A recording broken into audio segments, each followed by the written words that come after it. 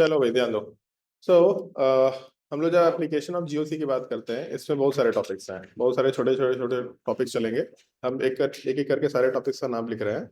सबसे पहला टॉपिक जो हम लोग डिस्कशन करेंगे that is electron density of benzene ring. ये सबसे पहला सबसे इजी टॉपिक होगा। यहाँ पे आप पहली बार सीखेंगे इफेक्ट्स को अप्लाई कैसे करना है। दूसरा आपका सबसे इंपॉर्टेंट टॉपिक है, बाकी टॉपिक्स आए ना आए, ये टॉपिक अगर नहीं आएगा तो फिर दिक्कत है। स्टेबिलिटी ऑफ आयंस, कंपाउंड नहीं, स्टेबिलिटी ऑफ आयंस। नॉर्मली लोग ये टॉपिक नहीं पढ़ाया करते हैं, बट आपको ये टॉपिक सीखना ही सीखना चाहिए। स्टेबिलिटी ऑफ आयंस जैसे ही हम लोग डिस्कशन कर लेंगे, इसके बाद हम लोग जो भी चाहे टॉपिक पढ़ सकते हैं। तो पहले हम लोग बेसिक स्टैंड टॉपिक डिस्कशन कर लेंगे, और बेसिक स्टैंड के जस्ट आगे एसिडिक स्टैंड टॉपिक में चले जाएंगे हम लोग। सो एसिडिक स्ट्रेंथ कुछ लोग पहले पढ़ाते हैं, कुछ लोग बेसिक स्ट्रेंथ पहले पढ़ाते हैं, लेकिन अगर ये आपको आता है तो सब रिलेटेड है, ये दोनों की दोनों चीजें रिलेटेड है। सो हम लोग पहले स्टेबिलिटी ऑफ आयंस पढ़ेंगे, फिर बेसिक स्ट्रेंथ पढ़ेंगे, फिर एसिडिक स्ट्रेंथ पढ़ेंगे। बेसिक स्ट्रेंथ एसिडिक स्ट्रेंथ के बाद फिर जो भी पढ़ना है पढ़ सकते हैं। जैसे मान लो स्टेबिलिटी ऑफ अल्कीन पढ़ सकते हैं हम लोग। स्टेबिलिटी ऑफ अल्कीन के टॉपिक के साथ साथ हम लोग इसी के एसोसिएटेड एक टॉपिक होता है हीट ऑफ हाइड्रोजनेशन, HOH लिख सकते हैं। और दूसरा एक सिमिलर टॉपिक है, एसोसिएटेड नहीं है बट सिमिलर टॉपिक है, हीट ऑफ कम्बशन। कम्बशन हो रखा है ना बचपन में, किसी भी चीज को आग लगाते हैं तो कम्बशन होता है। जो कम्बशन होता है उसमें कितना हीट जनरेट होगा, that is heat of combustion. फिर उसके बाद हम लोगों का टॉपिक आगे चलेगा bond length, bond strength, bond order. ये वर्ड पहले भी हम लोग यूज कर चुके हैं, बोला था कि जब रेजोनेंस पढ़ेंगे तब वहां पे हम लोग फिर से बात करेंगे। सो बॉन्ड लेंथ और बॉन्ड ऑर्डर कैसे कंपेयर कर सकते हैं, इसका एक डिस्कशन चलेगा। इसके बाद स्टेबिलिटी ऑफ रेडिकल्स एक टॉपिक हो सकता है। स्टेबिलिटी ऑफ रेडिकल्स के बाद नेक्स्ट टॉपिक ऑफ डिस्कशन 9, 10।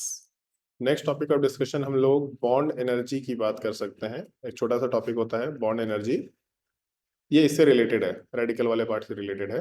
अलग भी हो सकता है लेकिन हम लोग यहाँ जो पढ़ेंगे ये दोनों आपस में रिलेटेड टॉपिक होता है। फिर इसके बाद हम लोग रेजोनेटिंग स्ट्रक्चर का स्टेबिलिटी पढ़ सकते हैं। तो ऐसा कर लेते हैं हम लोग स्टेबिलिटी ऑफ रेजोनेटिंग स्ट्रक्चर। और सबसे लास्ट में हम लोग पढ़ लेंगे resonance energy. Although resonance energy हम लोग को पढ़ने की जरूरत नहीं है, ये सब जब टॉपिक पढ़ेंगे तो ये टॉपिक अपने आप उसमें कवर्ड होगा। तो हम लोग का सबसे लास्ट टॉपिक ऑफ डिस्कशन होना चाहिए। एक बार हम देख लेते हैं कुछ छूटा तो नहीं। Basic strength, acidic strength, stability of alkyne, heat of hydrogenation, heat of combustion, bond length, bond strength. ठीक है। इसके बाद अगर मौका मिला पढ़ने का तो हम लोग ठीक है आगे पढ़ाई करेंगे, अगर नहीं मौका मिला पढ़ने का इस साल तो बेसिकली 12th क्लास के हिसाब से हम लोग एक टॉपिक पढ़ सकते हैं feasibility of acid base reaction. ये वैसे रिएक्शन मैकेनिज्म शुरू हो जाता है, मतलब इसके बाद के जो टॉपिक्स हैं इसको हम लोग रिएक्शन मैकेनिज्म बोल सकते हैं। इसको आप चाहे तो जीओसी भी बोल सकते हैं, बट रिएक्शन मैकेनिज्म बोलने में भी कोई बुराई नहीं है। Feasibility of acid base reaction हम लोग वर्ड एसोसिएट कर सकते हैं। फिर feasibility of acid base reaction के अलावा एक हम लोग आइसोमरिज्म में टॉपिक पढ़ते हैं दैट इज कॉल्ड एज टॉटोमरिज्म। ये टॉटोमरिज्म टॉपिक एक्चुअल में जीओसी का पार्ट है या रिएक्शन मैकेनिज्म का पार्ट है, या आइसोमरिज्म का पार्ट है, लेकिन वहां पे इसको पढ़ पाना मुश्किल है, समझा पाना मुश्किल है कि टॉटोमरिज्म हो कैसे रहा है। बस ये समझ लेंगे हो क्या रहा है, क्या हो रहा है कोई दिक्कत नहीं है, कैसे हो रहा है इसको पढ़ने के लिए टॉटोमरिज्म हम लोगों को सीखना होता है। अगर टाइम मिला तो ये दो टॉपिक हम लोग डिस्कशन करेंगे, मोस्ट प्रोबेबली मिल ही जाना चाहिए। नहीं मिला तो इसको हम लोग जब रिएक्शन मैकेनिज्म शुरू करेंगे तब उसके बाद डिस्कशन में डालना शुरू करेंगे। सो ये 12-13 टॉपिक्स ऑफ डिस्कशन है, जिसमें सबसे पहला topic of discussion electron density का आएगा अब लोगों का। लेकिन इस इलेक्ट्रॉन डेंसिटी के टॉपिक से पहले छोटा छोटा कुछ डिस्कशन है, ये हम लोग को ध्यान रखना होता है। सम इम्पोर्टेंट पॉइंट्स, ये हम लोग के लिए ज्यादा इंपॉर्टेंट होता है। ये इंपॉर्टेंट पॉइंट्स हम लोगों को ध्यान रखना ही रखना होगा। ऊपर से नोट करना है क्या ये सब? चलो नोट करो फटाफट कॉपी में। इसको एप्लीकेशन ऑफ जीओसी बोलो, एप्लीकेशन ऑफ इलेक्ट्रॉनिक इफेक्ट बोलो, सब सेम ही चीज है। हम लोग वैसे इलेक्ट्रॉनिक इफेक्ट पढ़ रहे हैं, जीओसी वर्ड तो एसोसिएट कर ही सकते हैं, कोई दिक्कत नहीं है। तो पानी की बोतल दे रहा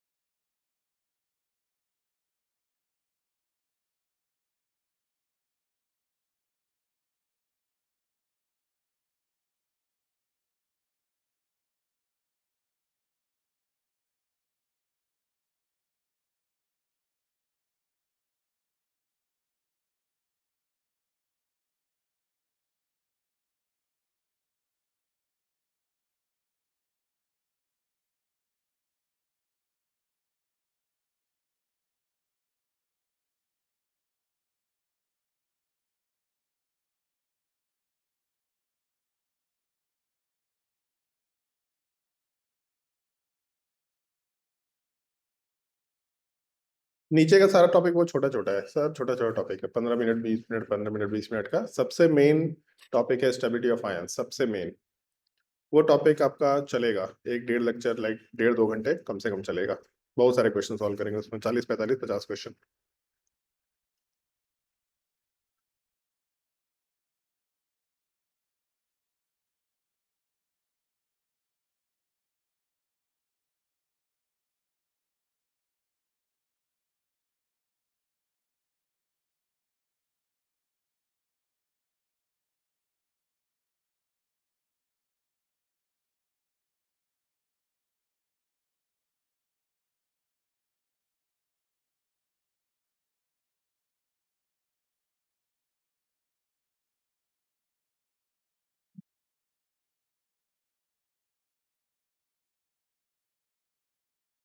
लास्ट में है रेजोनेंस एनर्जी, RE लिखा हुआ है, दैट इज रेजोनेंस एनर्जी।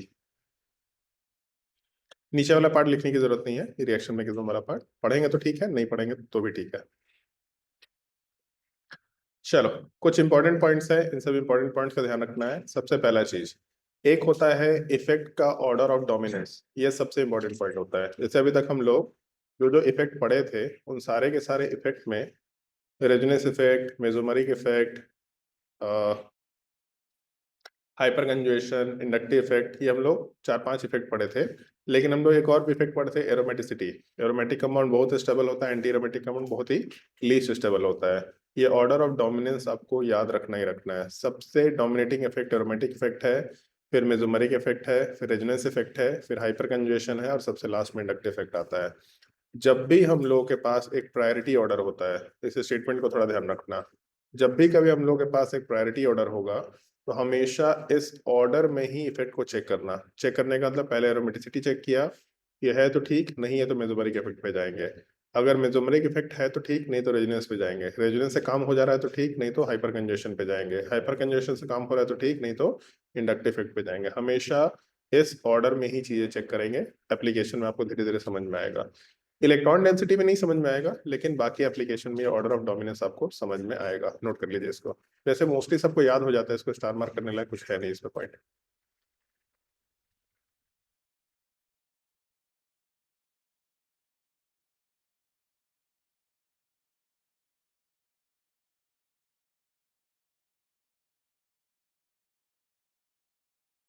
हम बहुत अच्छे मूड में हैं, पढ़ाने का बहुत मन कर रहा है। आज तुम लोग 3 4 बजे तक पढ़ा देंगे। तुम्हारा मन होना है तो हम क्या करें, मेरा तो मन है। भूख लगेगा हम समोसा खिला देंगे। कभी कभी तो मेरा मन होता है बढ़िया से पढ़ाने का। ना, नहीं पढ़ेंगे, आता ही नहीं हमको। टेम्पररी इसलिए नहीं आता, परमानेंट चीजें तो आता है।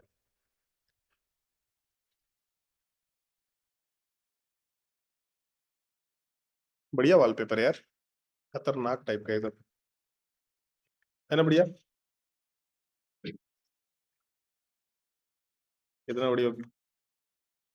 इसमें एआई में जनरेटेड जनरेशन का ऑप्शन था, mountain view, corporate office with mountain view. ऐसा होना चाहिए, पहाड़ में पढ़ाई कर रहे हैं तो क्लासरूम विथ माउंटेन व्यू होना चाहिए। Classroom with mountain view. चलो भाई ध्यान दो। एक हम लोग डिस्कशन किए थे मेसोमेरिक इफेक्ट में और रेजोनेंस इफेक्ट में क्या डिफरेंस होता है। मेसोमेरिक इफेक्ट में और रेजोनेंस इफेक्ट में क्या डिफरेंस होता है। अगर कार्बन का रेजोनेंस हुआ तो रेजोनेंस बोलेंगे। अगर कार्बन के अलावा कोई दूसरा एलिमेंट अगर आ गया तो क्या बोलेंगे उसको, मेसोमेरिक इफेक्ट बोलेंगे। ठीक है। कार्बन की जगह अगर कोई दूसरा एलिमेंट हो गया, तो कार्बन से तो ज्यादा इलेक्ट्रोनेगेटिव होगा। अगर कार्बन से ज्यादा इलेक्ट्रोनेगेटिव होगा, इसका मतलब इंडक्टिव इफेक्ट की अगर बात करें, तो कार्बन से जो भी एलिमेंट ज्यादा इलेक्ट्रोनेगेटिव होगा, वो इलेक्ट्रॉन खींचेगा ही खींचेगा। मतलब एक तरीके से अगर देखा जाए, कोई भी ग्रुप मेसोमेरिक इफेक्ट अगर शो कर रहा है, मेसोमेरिक मतलब प्लस एम शो कर रहा हो या माइनस एम शो कर रहा हो, दोनों में से कोई भी शो कर रहा हो, मतलब कार्बन के जैसा, सॉरी कार्बन के अलावा कोई और एटम प्रेजेंट होगा इसमें, मतलब कार्बन से ज्यादा इलेक्ट्रोनेगेटिव होगा, कार्बन से इलेक्ट्रॉन खींचेगा ही खींचेगा, इसका मतलब हमेशा माइनस आई के जैसा बिहेव करेगा। तो ये एक छोटा सा पॉइंट के जैसा कंसिडर कर सकते हैं। कोई भी ग्रुप प्लस एम हो या माइनस एम हो, हमेशा माइनस आई होता है। पॉइंट नोट कर लीजिए। Any group whether plus m or minus m, any group whether plus m or minus m will always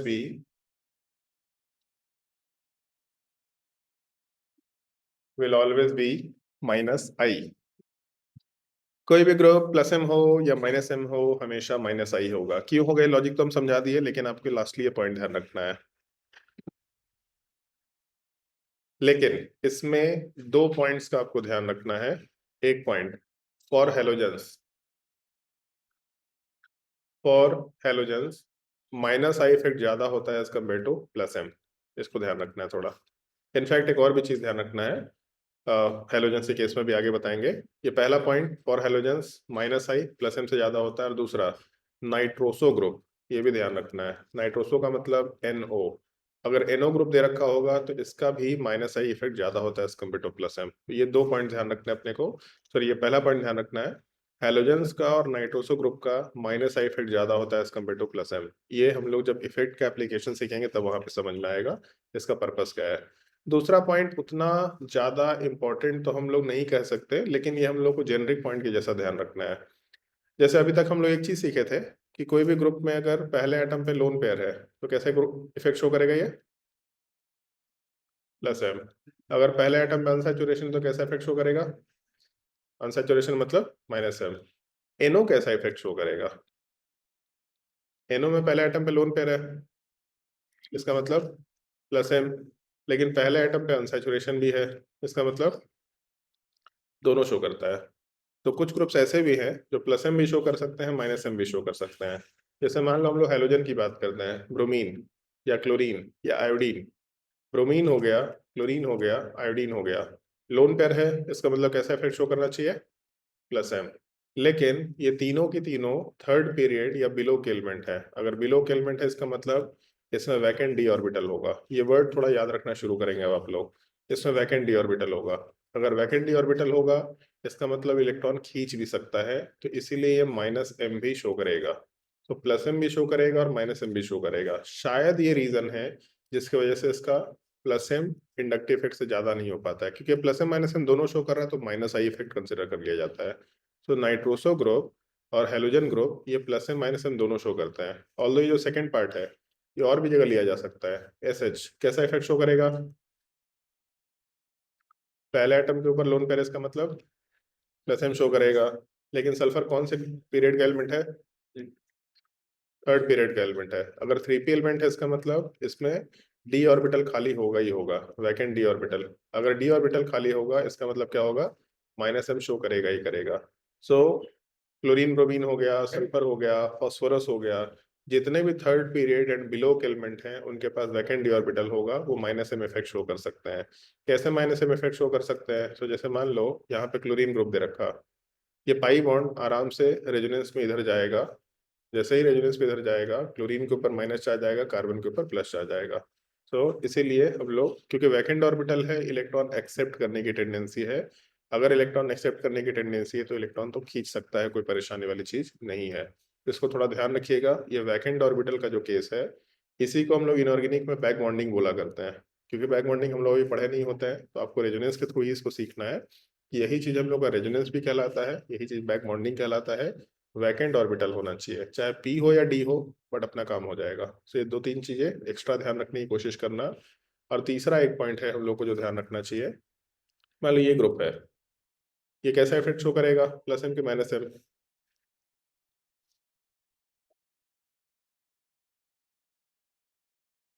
ये प्लस एम इफेक्ट शो करेगा कि माइनस एम। तो पहले एटम में सैचुरेशन मतलब क्या शो करना चाहिए, माइनस एम करना चाहिए। अच्छा, माइनस एम मान लो कर लिया, तो इसका मतलब तो यही है ना कि बाहर वाले से इलेक्ट्रॉन खींच लिया, यहाँ से इलेक्ट्रॉन खींचेगा। जब इलेक्ट्रॉन खींचेगा तो यहाँ पे रेजोनेंस होगा। जब रेजोनेंस होगा तो ऐसा कुछ बोल सकते हैं कि इस कार्बन के ऊपर O माइनस का फॉर्मेशन होगा, यहाँ भी O माइनस का फॉर्मेशन होगा, यहाँ पाई बॉन्ड और यहाँ पे प्लस चार्ज। आपको याद है जब हम लोग रेजोनेटिंग स्ट्रक्चर ड्रॉ करना सीख रहे थे तो एक चीज बोला था कि मॉलिक्यूल में अगर एक चार्ज बन गया तो फर्दर चार्ज बनाना बहुत ही मुश्किल हो जाता है। कुछ याद आ रहा है, स्टेबिलिटी बहुत ही डाउन हो जाता है। इस मॉलिक्यूल के अंदर तीन चार्ज डेवलप हो गया, इसका मतलब ये बना पाना बहुत मुश्किल है। अगर ये बना पाना मुश्किल है तो रेजोनेंस हो भी कैसे पाएगा। केवल यहाँ रेजोनेंस हो सकता है, इधर साइड रेजोनेंस हो पाना मुश्किल हो जाता है एक तरीके से। बोलने को हम लोग बोल देते हैं कि रेजोनेंस होगा, लेकिन बहुत मुश्किल रेजोनेंस हो पाता है बाहर वाले साइड में। इसका मतलब ये ग्रुप ना माइनस एम शो करेगा, ना ही प्लस एम शो करेगा। प्लस एम तो वैसे भी शो नहीं कर सकता था, बट ये group minus M plus M कुछ भी शो नहीं करेगा, इसको भी थोड़ा सा ध्यान रखना है। तो ऐसा मत सोच लेना कि पहला एटम में अनसैचुरेशन तो हमेशा माइनस एम ही होगा। कुछ चीजें और होती है इंटीग्रेट, मतलब इंट्रिकेट टाइप की, जिसका हम लोग को थोड़ा सा ध्यान रखना होता है। एक ये केस थोड़ा सा ध्यान रख के काम कर सकता है। तो नोट करना शुरू करो पॉइंट। अब जब हम लोग एप्लीकेशन में जाएंगे तो ये चीज अपने आप एप्लीकेशन में भिजवाना शुरू हो जाएगा।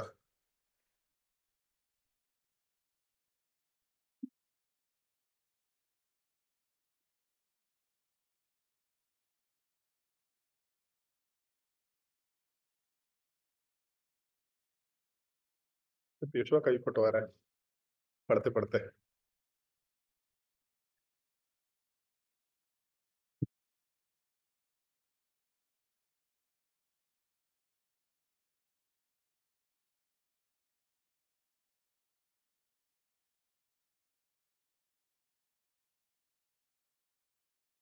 ये सब इंपॉर्टेंट पॉइंट का हम लोग को ध्यान रखना है। बाकी तो जैसे जैसे हम लोग क्वेश्चन सॉल्व करेंगे वैसे वैसे बहुत सारा चीज समझ में आना शुरू हो जाएगा।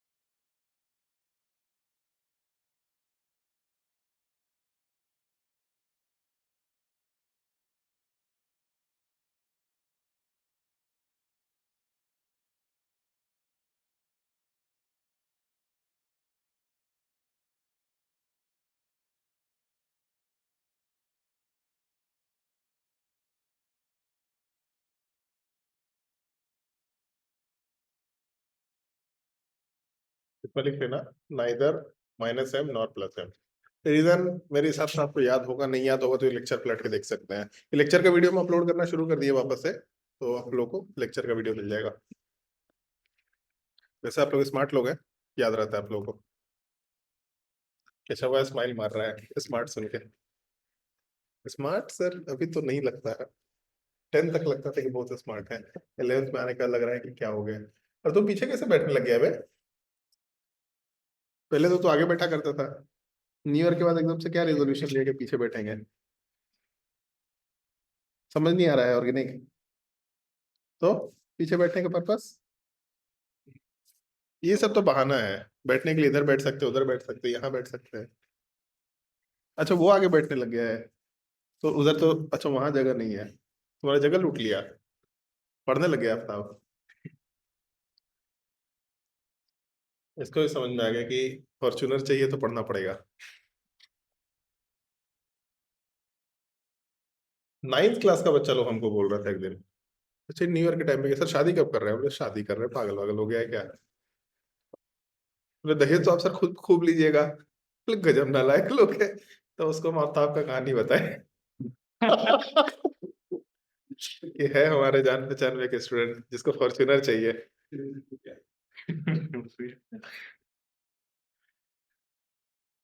आगे बढ़े, चलो पहला हेडिंग डालो, electron density of benzene ring.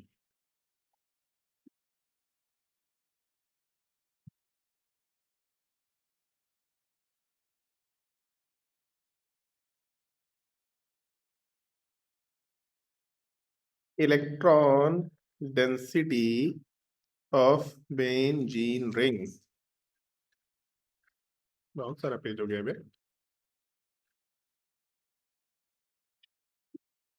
जो हम समझाने की कोशिश कर रहे हैं उसको समझने की कोशिश करिए। अगर दिक्कत होगा तो सवाल पूछ लीजिएगा। पहला चीज, इलेक्ट्रॉन डेंसिटी क्या होता है तो हम लोग बचपन से सुनते आ रहे हैं, है ना। इलेक्ट्रॉन डेंसिटी तो हम सुनाते आ रहे हैं आप लोगों को दिनों से। डेंसिटी का मतलब क्या होता है? Mass by volume. तो इलेक्ट्रॉन डेंसिटी का मतलब क्या होना चाहिए? Electron per unit volume. मान लो बेंजीन रिंग है। अगर बेंजीन रिंग है तो इसमें 3 पाई बॉन्ड है। 3 पाई बॉन्ड मतलब 6 पाई इलेक्ट्रॉन है, और एक सर्टेन वॉल्यूम में घुमा हुआ है। अगर हम लोग इससे कोई ग्रुप लगा दें जो इलेक्ट्रॉन डोनेट कर दे, इसको इलेक्ट्रॉन डोनेट कर दे बेंजीन रिंग को, तो इलेक्ट्रॉन बढ़ेगा घटेगा सेम रहेगा? बढ़ेगा। अगर इलेक्ट्रॉन बढ़ेगा वॉल्यूम तो सेम ही रहना है, तो इलेक्ट्रॉन डेंसिटी क्या हो जाएगा? बढ़ जाएगा। अगर कोई इस पे ग्रुप लगा दे जो कि इलेक्ट्रॉन विड्रॉइंग नेचर का है, तो इलेक्ट्रॉन खींचेगा। इलेक्ट्रॉन खींचेगा तो इलेक्ट्रॉन क्या हो जाएगा? कम। अगर कम होगा तो इलेक्ट्रॉन डेंसिटी क्या हो जाएगा? समझ आया? तो बस आपको ये पहचानना है कि ग्रुप इलेक्ट्रॉन विड्रॉइंग है कि ग्रुप इलेक्ट्रॉन डोनेटिंग है। अच्छा, इसको कैसे पहचान सकते हैं? ये हम लोग इस शुरुआत से डिस्कशन करते जा रहे हैं। अपने पास प्लस इफेक्ट होता है, plus I, plus hyperconjugation और प्लस एम। दूसरा इफेक्ट होता है minus M, minus hyperconjugation, ये ज्यादा काम का नहीं होता, और माइनस आई। प्लस एम का क्या मतलब बताया था? प्लस एम को पहचानने का तरीका, प्लस एम को या इन इन जनरल प्लस को पहचानने का तरीका क्या बताया था? जो इलेक्ट्रॉन डोनेट करेगा वो अपने ऊपर प्लस चार्ज लेगा, इसका मतलब प्लस इफेक्ट है। तो इसको हम लोग क्या बोल देंगे? Electron donating group. माइनस वाला पार्ट, इसमें क्या बोलेंगे हम लोग? इलेक्ट्रॉन जो खींचेगा वो अपने ऊपर माइनस चार्ज लेगा, जब अपने ऊपर माइनस चार्ज लेगा तो उसको क्या बोलेंगे हम लोग? Electron withdrawing group. Electron donating की जगह इलेक्ट्रॉन रिलीजिंग वर्ड भी चलता है। इलेक्ट्रॉन रिलीजिंग ग्रुप और दूसरा इलेक्ट्रॉन विड्रॉइंग ग्रुप, जो भी वर्ड यूज करना करिए। लेकिन दो तरह के इफेक्ट होते हैं, एक प्लस इफेक्ट, दूसरा माइनस इफेक्ट। प्लस जो दूसरे को इलेक्ट्रॉन दे अपने ऊपर प्लस चार्ज ले, माइनस जो दूसरे से इलेक्ट्रॉन खींचे अपने ऊपर माइनस चार्ज ले। This is called as electron withdrawing and electron releasing group. Note करिए दोनों पार्ट को।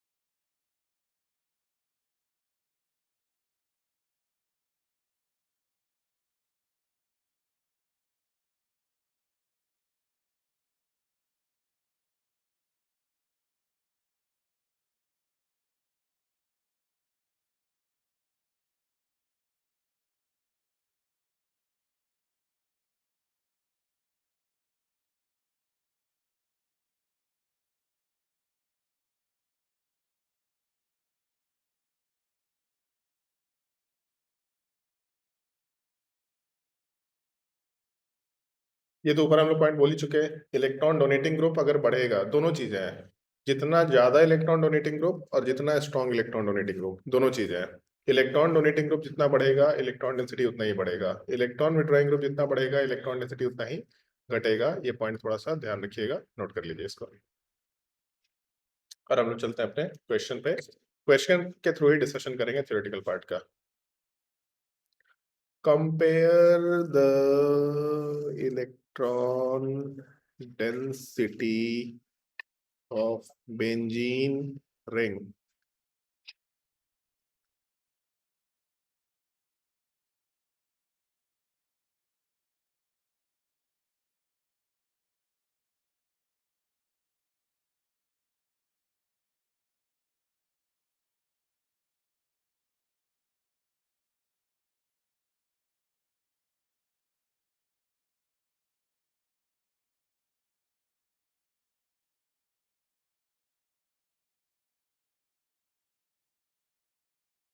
चलता खाना है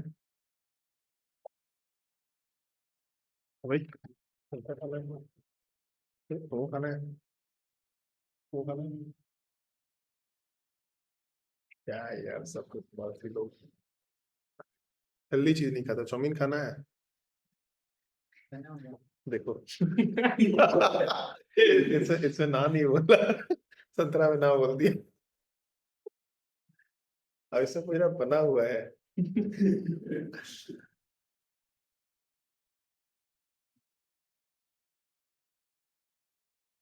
compare the electron density of benzene ring. कैसे कंपेयर करें भाई? क्वेश्चन नोट करिए अभी, आप सॉल्यूशन मत निकालिए, सॉल्यूशन हम बताएंगे पहले। क्या क्या एस्पेक्ट्स का ध्यान रखना होता है, क्या क्या चीजें सोचनी है, किस तरीके से क्वेश्चन को अप्रोच करना होता है, इसको सुनते जाना। पहला क्वेश्चन, दूसरा क्वेश्चन हम सॉल्व करके दिखाएंगे, तीसरा क्वेश्चन से आपको थोड़ा सा क्वेश्चन सॉल्विंग शुरू करना है। सबसे पहले क्वेश्चन पे चलते हैं। सबसे पहला चीज, सवाल क्या है? इलेक्ट्रॉन डेंसिटी कंपेयर करना बेंजीन रिंग का। हम लोग के पास इफेक्ट क्या क्या थे? हम लोगों ने 5 इफेक्ट अभी सुने थे। क्या क्या 5 इफेक्ट थे शुरुआत में? सॉरी, कहाँ गया ये? क्या क्या इफेक्ट है? एरोमेटिसिटी, दूसरा मेसोमेरिक इफेक्ट, तीसरा रेजोनेंस इफेक्ट, चौथा हाइपरकंजुगेशन, सबसे लास्ट में इंडक्टिव इफेक्ट।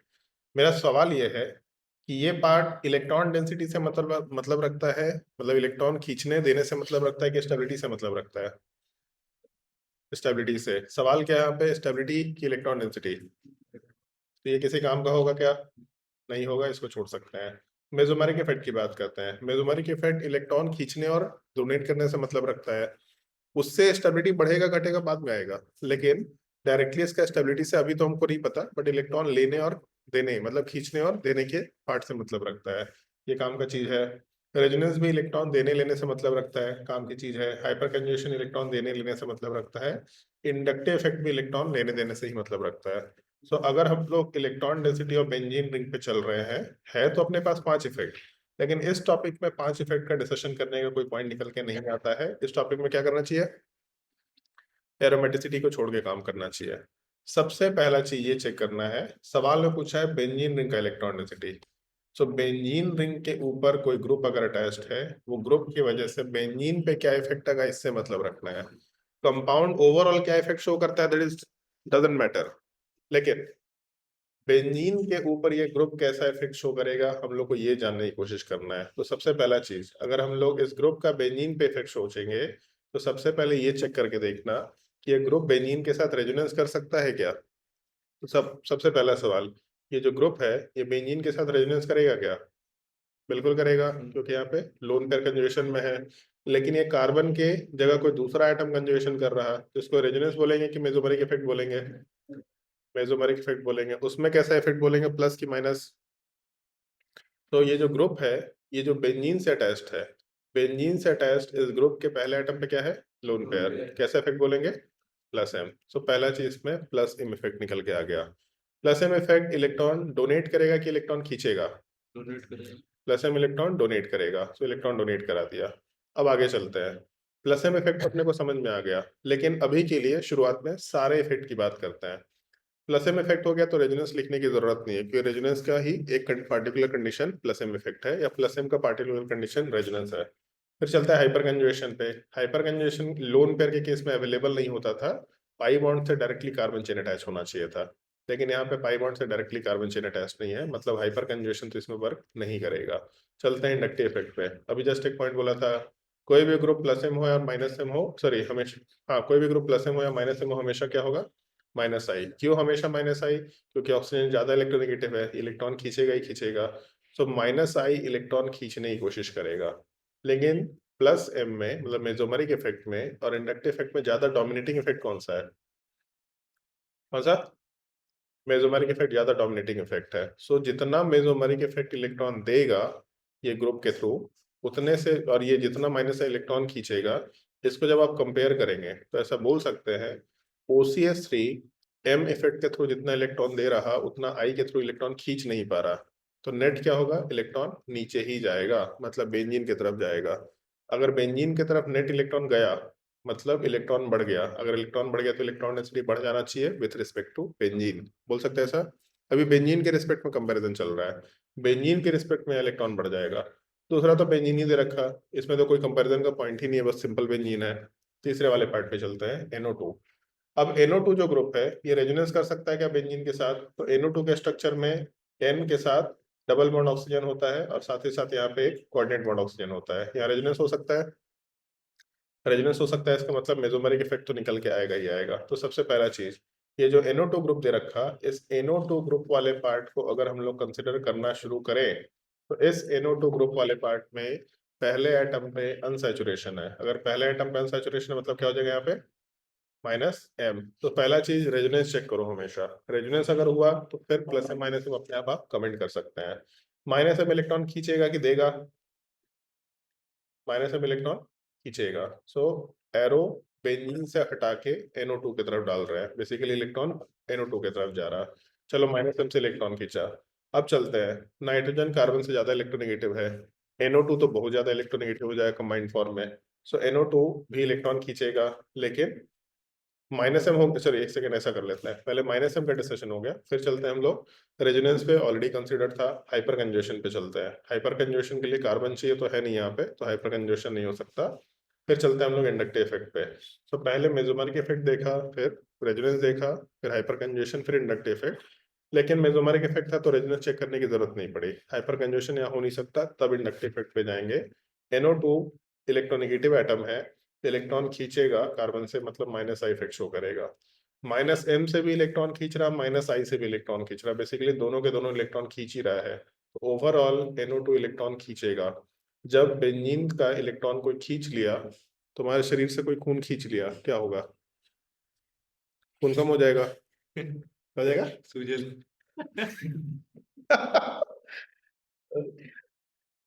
कौन खींच लिया नहीं बोले हम, कोई खींच लिया तो क्या होगा ये बोल रहे हैं। अच्छा सुजल बन जाएंगे ऐसा। हाँ, तो अगर आपके शरीर से कोई खून खींच लिया तो खून कम हो जाएगा। तो बेंजीन से अगर कोई इलेक्ट्रॉन खींच लिया तो बेंजीन का इलेक्ट्रॉन कम हो जाएगा, बेसिकली इलेक्ट्रॉन डेंसिटी घट जाएगा विद रिस्पेक्ट टू बेंजीन। तो पहले वाले केस में इलेक्ट्रॉन डोनेट किया था। सो ओवरऑल मतलब एक डोनेट किया था, खींचा था, लेकिन ओवरऑल अब लोग का इलेक्ट्रॉन डोनेट हुआ। सो इलेक्ट्रॉन डेंसिटी बढ़ गया। दूसरे वाले केस में नॉर्मल है, और तीसरे वाले केस में दोनों इलेक्ट्रॉन खींचा, ओवरऑल इलेक्ट्रॉन खींच लिया गया। इसका मतलब इलेक्ट्रॉन डेंसिटी सबसे लीस्ट निकल के आ जाएगा। वो 1 > 2 > 3 निकल के आ जाएगा। समझे? नोट करिए।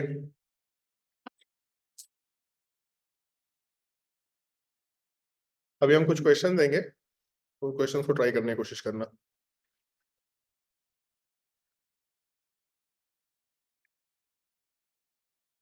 मोस्टली इसमें क्वेश्चन सॉल्विंग चलेगा, एप्लीकेशन वाले पार्ट में मेरे पास पढ़ाने का कुछ नहीं है। क्वेश्चन सॉल्विंग खूब है, होमवर्क पे आपको खूब मिलेगा क्वेश्चन सॉल्विंग में।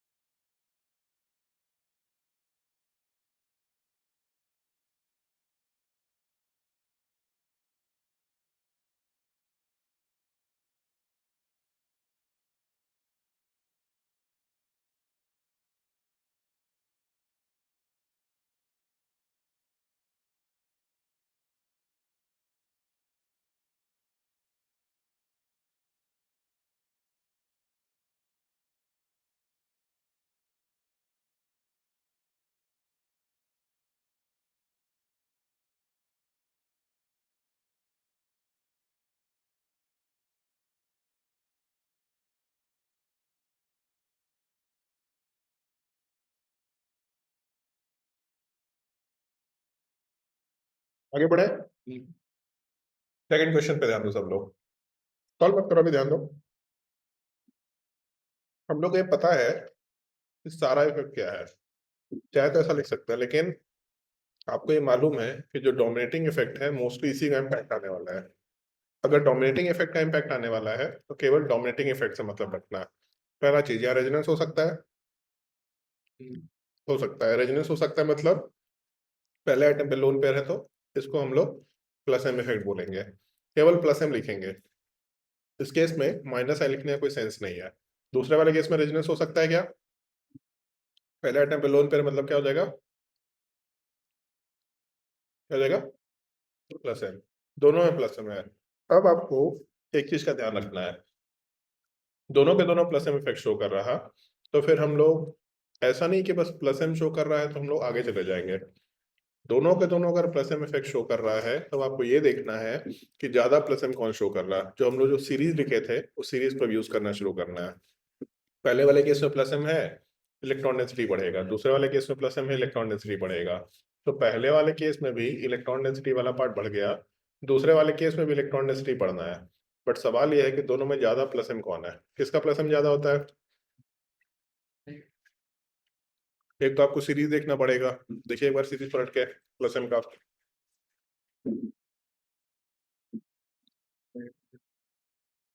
किसका प्लस एम ज्यादा है? NH2 का प्लस एम ज्यादा है विद रिस्पेक्ट टू OH।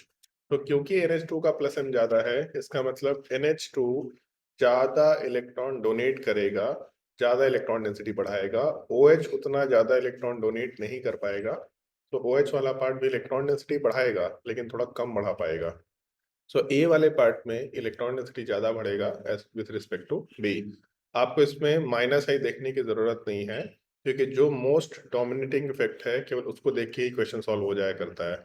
जब तक इफेक्ट बराबर ना हो तब तक अगले पार्ट में जाने की जरूरत नहीं है।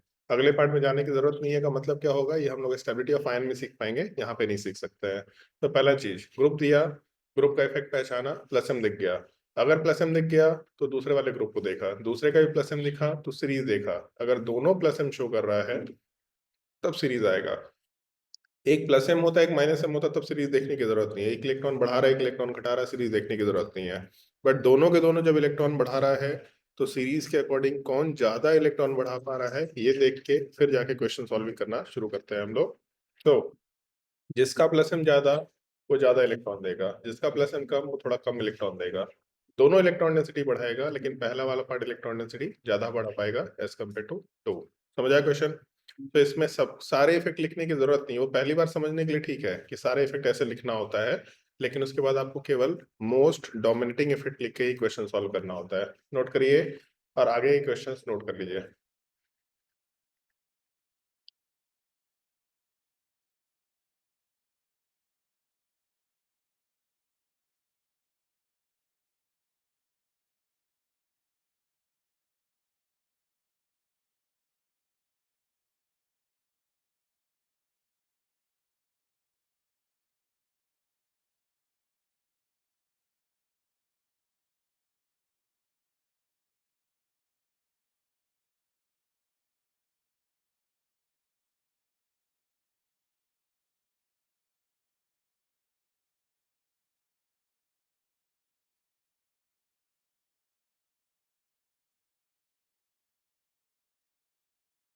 ट्राई करो सारा क्वेश्चन।